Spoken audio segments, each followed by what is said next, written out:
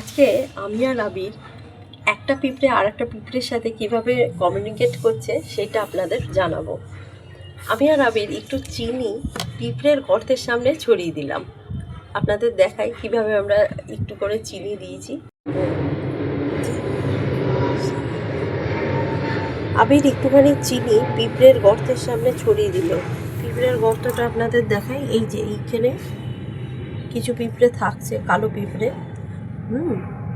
দেখা যাক ওরা কতক্ষণ পরে এখান থেকে বেরোয় আর এই চিনিগুলোকে নিজেদের গর্তের দিকে নিয়ে যায়। এই একটা পিঁপড়ে চলে এসছে অলরেডি। এই দেখুন, অবশেষে পিঁপড়ে চিনির খোঁজ পেয়ে গেছে। আমি আর একটা চিনির দানা ওদের গর্তেও ফেলে দিয়েছিলাম, ওই জন্য ওরা ওই একটা চিনির দানা নিয়ে ব্যস্ত হয়ে গেছে কি করে ওটাকে নিজেদের গর্তের ভেতরে ঢুকিয়ে নেবে।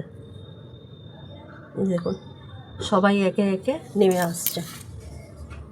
এবার ইন্টারেস্টিং জিনিস, আপনারা যদি ওদের লাইনটার মাঝখানে আঙ্গুল দিয়ে একবার এরকম ডলে দেন, এই দেখুন আমি যেরকম আঙ্গুল দিয়ে একটু ডলে দিচ্ছি, রাব করে দিচ্ছি, এরকম করে, তাহলে ওরা কিন্তু দেখবেন, খেয়াল করে দেখবেন লাইনটা আবার পাশ থেকে হচ্ছে।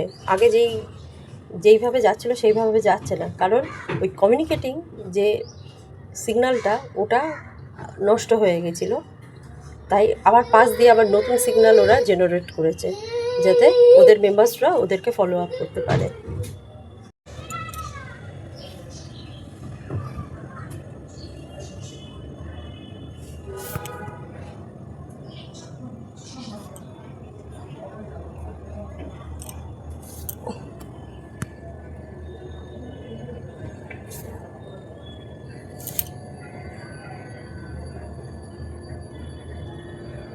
এবার হচ্ছে অ্যালার্ম সিগন্যাল পড়ে গেছে, আমি হাত দিয়ে দু একটা মেম্বারকে ফেলে দিলাম, মানে হামলা হয়ে গেছে এখন ওদের উপর।